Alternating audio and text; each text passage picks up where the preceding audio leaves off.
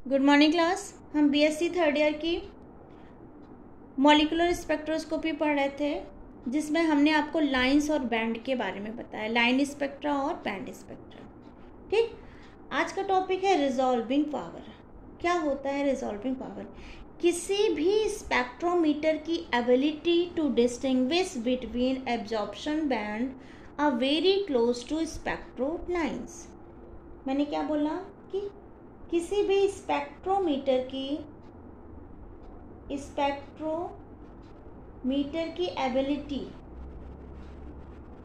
Ability किसको distinguish करने के लिए? टू डिस्टिंग्विश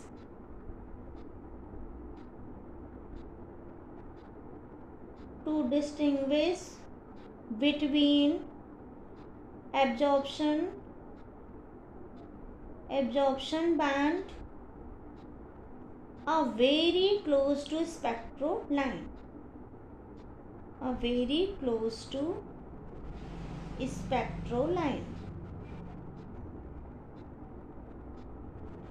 ठीक। जैसे ये आपका लाइन है, मैंने आपको अभी पिछले लेक्चर में बताया हुआ था, और ढेर सारी लाइंस की जब आपस में एक साथ स्टडी करते हैं तो ये हमारा क्या कहलाता है? बैंड। ठीक है, मीन्स एक स्पेक्ट्रोमीटर की कितनी एबिलिटी होती है इन लाइंस और बैंड के बीच डिफ्रेंशिएट करने की, उसे हम कहते हैं रिजॉल्विंग पावर। इस रिजॉल्विंग पावर को हम आर से डिनोट करते हैं। R is a resolving power और ये इक्वल होता है वेवलेंथ अपॉन डी वेवलेंथ। ठीक, अगर हम फ्रीक्वेंसी के फॉर्म में बात करें तो ये क्या हो जाएगा? म्यू अपॉन डी म्यू, और अगर हम वेव नंबर के फॉर्म में इसकी बात करें तो mu bar upon delta mu bar. ठीक, तो यहाँ से हमें 3 फॉर्मूले मिल गए। ठीक, ये वेवलेंथ है हमारा, ये फ्रीक्वेंसी हो गई, और ये हमारा क्या हो गया? Wave number.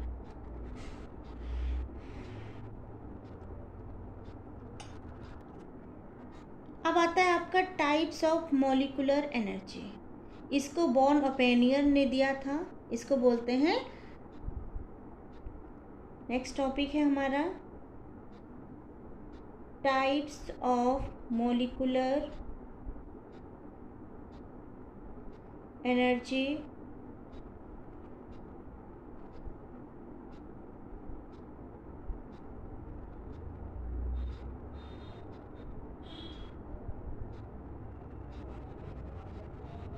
एप्रोक्सीमेशन।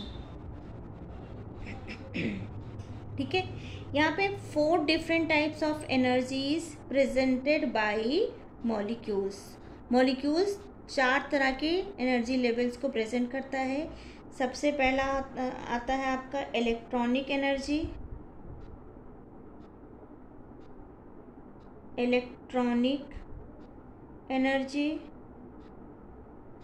ये इलेक्ट्रॉनिक एनर्जी किसकी वजह से होता है? Due to absorption of energy by the electron resulting in excitation to higher energy level.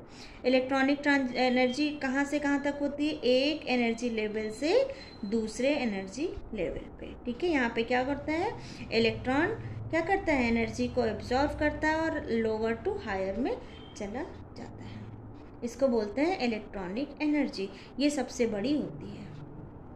इसके अंदर आता है नेक्स्ट आपका है वाइब्रेशनल एनर्जी। इसके पहले क्या था? Electronic energy. ये क्यों होता है बेटा? Due to and fro motion of nuclear of the molecule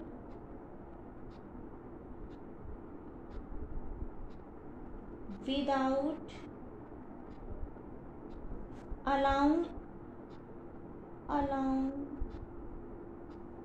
any change in the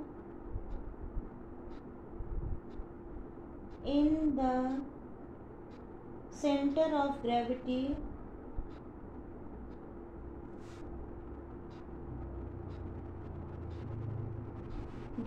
of the molecule।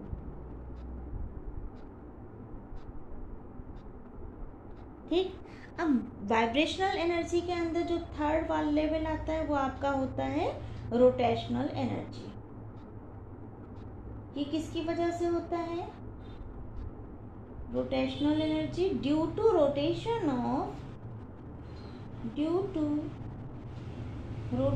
Of the molecule about axis.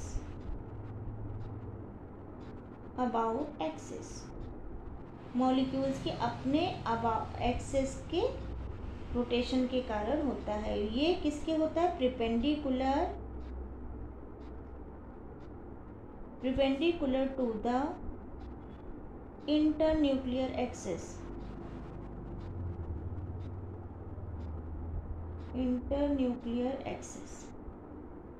ठीक। इसके बाद आता है आपका फोर्थ ट्रांसलेशनल एनर्जी।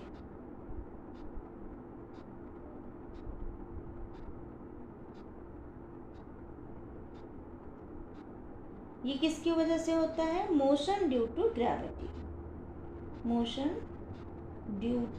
ग्रेविटी। ठीक है, तो ये आपके क्या हो गए? Types of molecular energy. ठीक। अब इसके अकॉर्डिंग अगर हम टोटल एनर्जी निकालें, किसी भी मॉलिक्यूल्स की जो टोटल एनर्जी होती है तो उसमें तो सारी एनर्जी कैलकुलेट होंगी। उसमें आपका इलेक्ट्रॉनिक भी होगा, वाइब्रेशनल भी होगा, रोटेशनल भी होगा, ट्रांसलेशनल भी होगा। तो जो टोटल एनर्जी होगी वो किसकी इक्वल हो जाएगी? ET plus translational, rotational, vibrational और इलेक्ट्रॉनिक। ठीक है, तो हम क्या बोल सकते हैं? It has been found that translational energy ET, ये जो आपकी ट्रांसलेशनल एनर्जी ईटी है, इसमें बहुत छोटे छोटे बैंड बनते हैं। मैंने आपको पीछे बताया हुआ है कि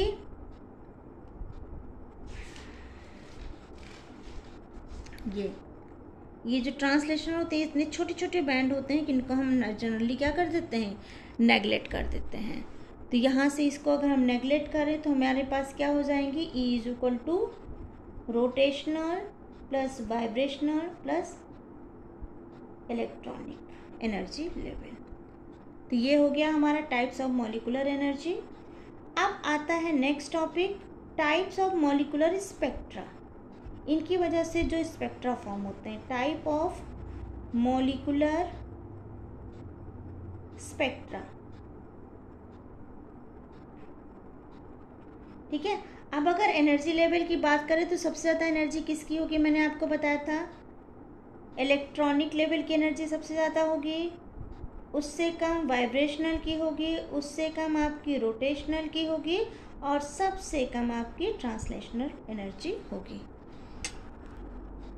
अब ट्रांसलेशनल की वजह से जो स्पेक्ट्रा आता है उसे बोलते हैं ट्रांसलेशनल स्पेक्ट्रा। इसका स्पेक्ट्रा कंटिन्यूअस होता है, लेकिन जब हम पूरे मॉलिक्यूल की बात करते हैं तो इसे हम क्या कर देते हैं? नेगलेक्ट कर देते हैं। तो सबसे पहले स्पेक्ट्रा मिलेगा वो हो जाएगा हमारा क्या? रोटेशनल। ठीक है, अब हम पढ़ेंगे रोटेशनल स्पेक्ट्रा। मैंने क्या बोला? ये चारों मिला के हमें स्पेक्ट्रा फॉर्म करते हैं, लेकिन जब हम होल मॉलिक्यूल्स की बात करते हैं तो इसका जो स्पेक्ट्रा होता है, स्पेक्ट्रा एक्चुअली कॉन्टिन्यूस मिलता रहता है और ये इतना छोटा होता है कि इसको हम जनरली नेगलेक्ट कर देते हैं। तो इसके बाद हमारा क्या आता है? Rotational spectra. ठीक है, तो अब हम बात करेंगे प्योर रोटेशनल स्पेक्ट्रा। ठीक, अब हम बात करते हैं pure rotational spectra.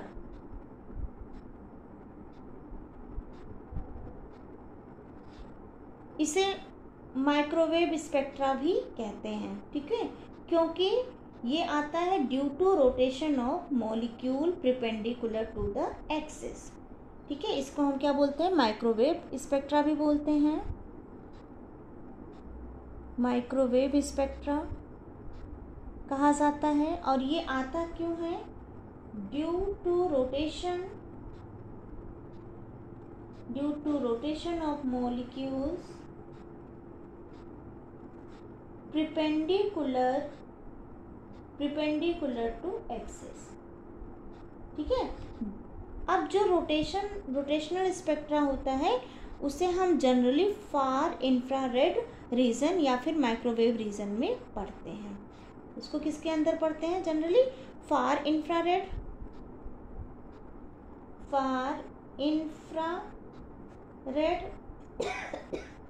Reason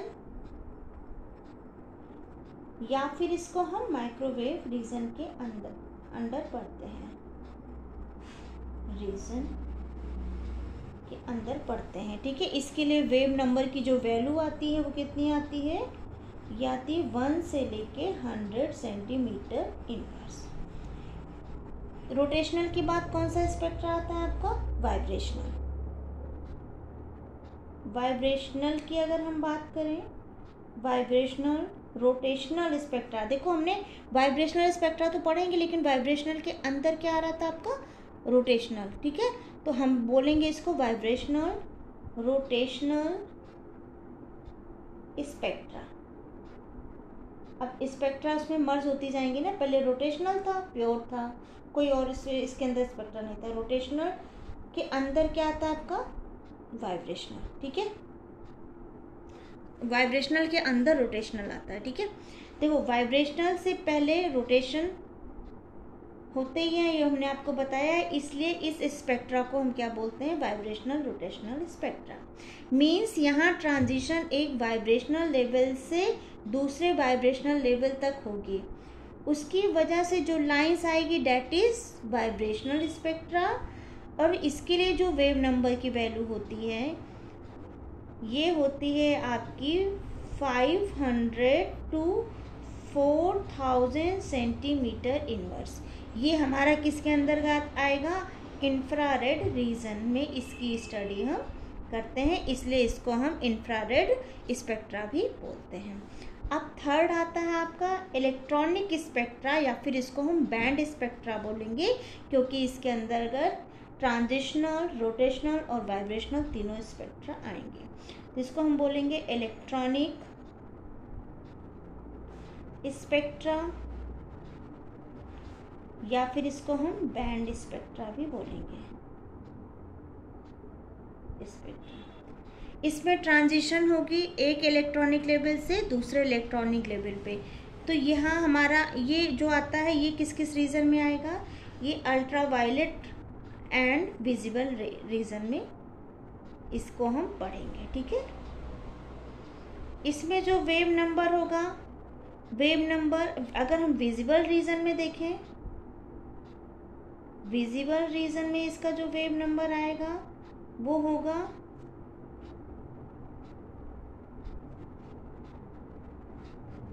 centimetre inverse. और अगर हम इसका अल्ट्रावायलेट रेंज में देखें रीजन में, तो ये हमारा हो जाएगा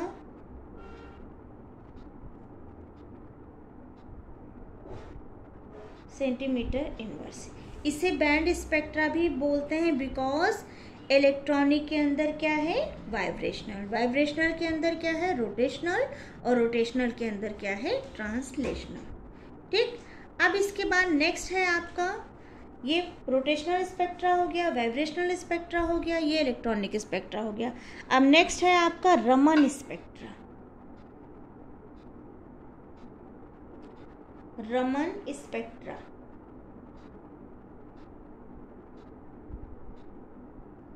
अभी तक हम एब्जॉर्प्शन और इमिशन की बात कर रहे थे, मतलब कोई मॉलिक्यूल्स ग्राउंड स्टेट पे लाइट को एब्जॉर्व करता है और एक्साइटेड स्टेट में जाता है, और फिर जब वो वापस आता है तो लाइट को इमिट करता है स्पेक्ट्रा के फॉर्म में। ठीक है। अभी तक हम क्या कर रहे थे? एब्जॉर्प्शन और इमिशन की बात कर रहे थे। लेकिन ये जो रमन स्पेक्ट्रा है ये स्कैटरिंग एक्सपेरिमेंट है। ठीक है। ये कैसी है, कैसा एक्सपेरिमेंट है? एक स्कैटरिंग एक्सपेरिमेंट है, स्कैटरिंग एक्सपेरिमेंट है, जो कि इस स्कैटरिंग ऑफ लाइट से आती है। कहाँ से आती है? स्कैटरिंग ऑफ लाइट से। स्कैटरिंग ऑफ लाइट से आती है। देखो, जब सैंपल में लाइट फॉल करेगी तो इसके अंदर स्कैटरिंग होती है। स्कैटरिंग के बाद हमारे पास 3 तरह की लाइन आती है, स्ट्रोक, एंटी स्ट्रोक और रिले लाइन। ये हम आपको रमन स्पेक्ट्रोस्कोपी में पढ़ा चुके हैं। स्ट्रोक, एंटी स्ट्रोक और रिले लाइन। ठीक है, ये स्कैटरिंग जनरली हमारी विजिबल रेंज में आती है। किस में आती है? विजिबल रेंज में आती है, रीजन में बोल सकते हैं। और ये इसका जो वेव नंबर होगा वो किसके इक्वल होगा? इतने रेंज तक, सेंटीमीटर इनवर्स के रेंज में ये होगा। ठीक है, इसके साथ इसके साथ हमारे पास जो फ्रीक्वेंसी ऑब्टेन होती है उसे हम बोलते हैं रमन फ्रीक्वेंसी। क्लियर? अब आता है नेक्स्ट NMR। इसको बोलते हैं हम न्यूक्लियर मैग्नेटिक रेजोनेंस स्पेक्ट्रा। इसमें न्यूक्लियस की स्पिन की वजह से जो हमारे पास स्पेक्ट्रा आती है उसको हम बोलते हैं न्यूक्लियर मैग्नेटिक रेजोनेंस स्पेक्ट्रा। ठीक है, इसकी जो रेडियो फ्रीक्वेंसी होती है, रेडियो फ्रीक्वेंसी वो किस रेंज में आता है? 5 to 100 मेगाहर्ट्ज रीजन में ये आता है। ठीक है, इसमें एक फील्ड अप्लाई करते हैं जो इलेक्ट्रॉन को या तो अपोज करती है या फिर रेनफोर्स करती है। नेक्स्ट है आपका ER स्पेक्ट्रा। ठीक है, इसको बोलते हैं इलेक्ट्रॉन स्पिन रेजोनेंस। ठीक है, इसमें क्यों होता है ESR क्यों आता है बेटा? ड्यू टू स्पिन ऑफ, उसमें due to spin of nucleus की वजह से NMR आ रहा था। ESR क्यों आ रहा है? Due to spin of electron. और ये किस रेंज में आएगा, रीजन में आएगा? ये माइक्रोवेव रीजन में आएगा, माइक्रोवेव रीजन में। ठीक है, ये होता है आपका 2000 से 9600 मेगाहर्ट्ज। ठीक है, तो ये था हमारा क्या, ये हमने पढ़ा आज टाइप्स ऑफ स्पेक्ट्रा। ठीक है, टाइप्स ऑफ मॉलिक्यूलर स्पेक्ट्रा, जिसमें हमने आपको स्टडी कराया rotational, vibrational, electronic, Raman, NMR और ESR। ठीक, आई होप आपको ये टॉपिक समझ में आया होगा। Thank you.